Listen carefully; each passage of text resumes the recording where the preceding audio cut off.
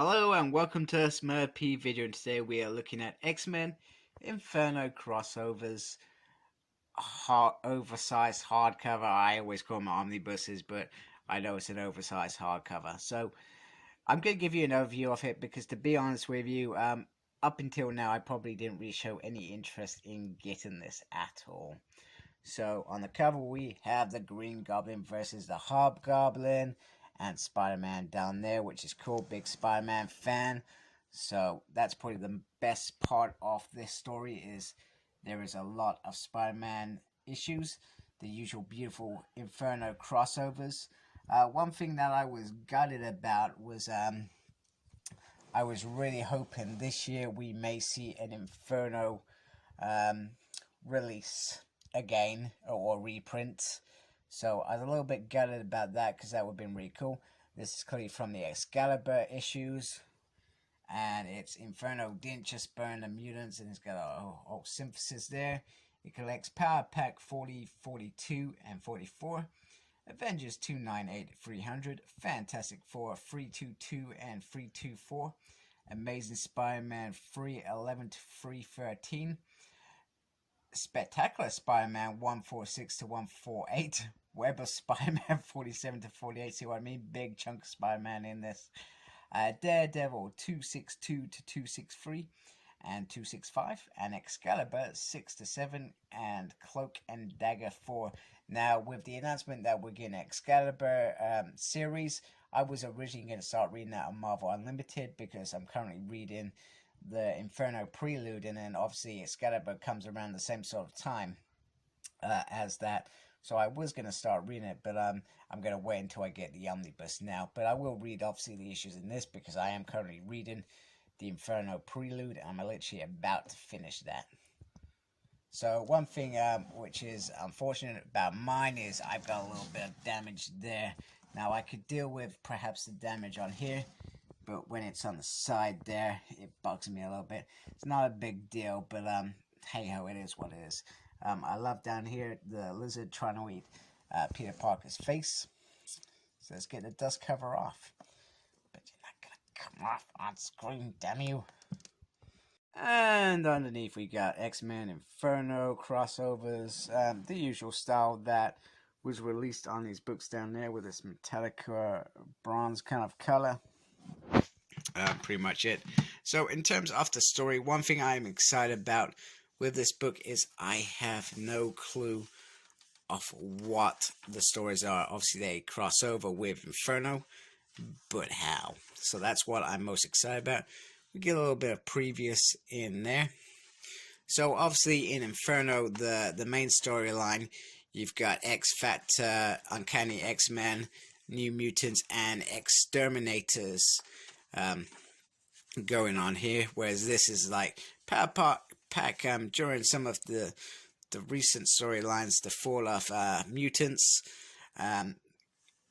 Mutant Massacre. They popped up quite a bit throughout these storylines as well, which is really great because not that I'm going to buy the Power Pack Omnibus. I do enjoy the Power Pack issues when I've been reading these crossovers. So it'd be nice to read that. I probably won't go out and buy the Omnibus. I'll probably just read it on Marvel Unlimited at some point. But very, very cool. Hey, there's Sam. There's New Mutants in there. So it's good to see crossovers like that. Like, they do see some of the other guys going down. Because this was a big deal at the time. So it's nice to see that these aren't just little storylines, They do maybe not contribute to the bigger story, but there is, you see some of the bigger players in it. Kang in there as well. That's pretty cool. The only time I really read Kang was in Young Avengers. I like the New Avengers 2004, I think it was 2005. I like that run of the Avengers, but I never really went back to read some of the old stuff. I've read some of the classics, like when the Masters of Evil invaded the mansion. That was awesome. Beat the crap out of Thor, etc. There were some big moments in that. I think Moonstar almost got killed, if I remember rightly, and she was a big part of Dark Reign, Norman Osborn's Thunderbolts. I think her name was Carla, if I remember correctly. Sorry, I know I'm diverging from this storyline. I have no idea what's going on in this book, hence, well, I'm not really talking about the book, I'm talking about other stuff that you're not interested in. I'm loving this bit with the goblins. And I remember watching the animated series where the goblins fought, and that was like the best episode for me ever. There's some beautiful, beautiful artwork here. And these are some of the spider stories that I still haven't read. I'm currently, I think I'm on volume 4 of the Omnibus that I've got to read. Other than some of the newer stuff that I'm still trying to catch up with lots of Spidey stuff. There's lots of stuff that I miss. I was a big fan of the 90s Spider-Man. Mainly because I was a teenager and, you know, I'd grab my issue of Spectacular Spider-Man from my local UK, bookshop, and I'd watch that on a Saturday. I'd watch on a Saturday evening. I'd have Casualty on, and I'd read some Spider-Man and eat a lot of chocolate and chips. It was a good time being a teenager back then. Hey, we got Kurt there. Oh, sorry, this is Excalibur issues. So, for those who don't remember, Kurt and Kitty Pryde were severely hurt during the Mutant Massacre, and they kind of were recovering on Mirror Island. Rachel Gray actually disappeared just before the Mutant Massacre. She went off with Celine, so it was it'd be nice to read Excalibur to find out how she comes back into the team as well. Please don't tell me. I may cry if you tell me, because it's one of those things that I want to read and enjoy. And I do enjoy reading these things. Hey, that's pretty cool. Bamf. This looks bizarre. I'm loving this. Oh, hey, look, Captain Britain. There's some really beautiful art in here. I am certainly very excited to see these Excalibur issues. Like I said, I've never read any before, apart from a few crossovers, mainly with Phalanx, etc. One thing, and I've seen the story just kind of ends, it's, you know, which I found bizarre. So after 600 issues, so there's quite a fair chunk of issues, it just ends, nothing else in it. Do you know what would be really cool if Marvel just did? I think the prelude works really nicely, but I think easily they could just give us an Inferno Omnibus with the amount of issues of this and the amount of issues of the original story. Easily could be done.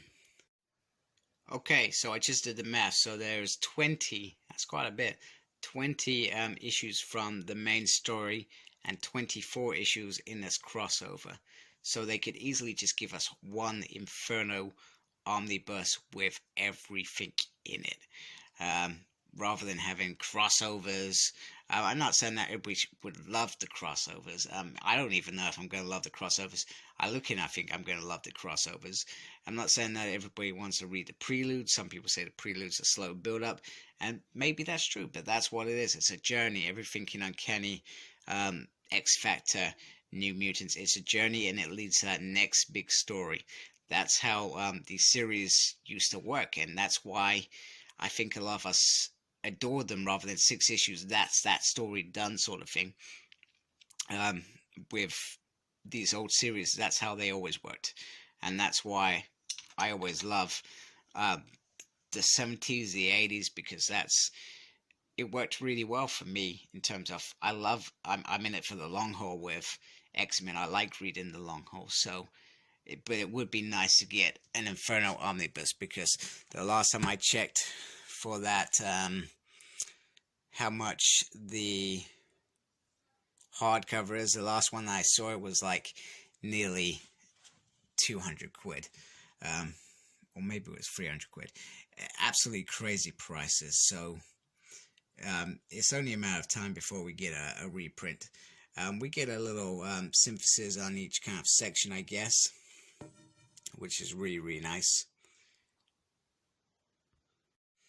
And this is about the creators of these series, or they were probably writing these series at the time. So very, very nice. Some names I recognize, some names I don't recognize. Very cool. And just remind you, the reason I don't have probably the actual Inferno hardcover is mainly because back then I collected a lot of paperbacks. This is probably one of the only, I have maybe 2 or 3 paperbacks left. Sentimental value more than anything. But I used to collect them, so I had it in this book form. Why on earth was I going to go buy the hardcover? Now, in hindsight, if I knew how I was going to change my collection at some point, I probably would have gone and got the real deal. I should have gone and got the hardcovers. But you know what? Live and learn. Hey, live and learn. Now I've got to be very patient until we get a re-release or we get that omnibus like I keep badgering on about. Okay, so here it is, the Inferno Prologue, which I'm currently reading now. I'm literally right at the end, so I'm very, very excited to jump into the world of the actual epic event of Inferno. So you can see the prologue has a lot more issues. You got X Factor, you've got Uncanny X-Men, and you've got New Mutants in there. So there's a big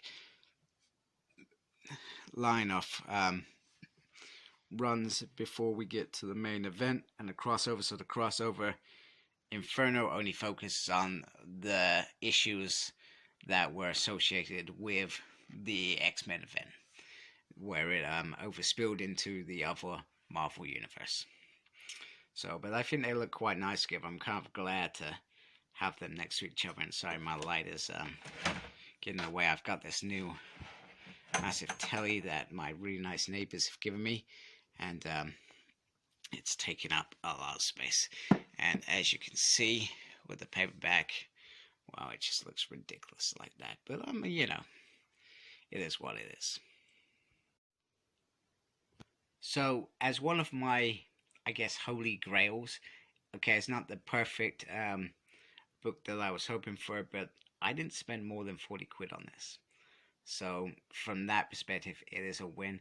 Okay, maybe if I spent 60 odd quid on this book, I would have been expecting perfection, but for the amount I paid for this book, and it came from the US as well, I didn't get it from the UK, I'm very, very happy to have this book.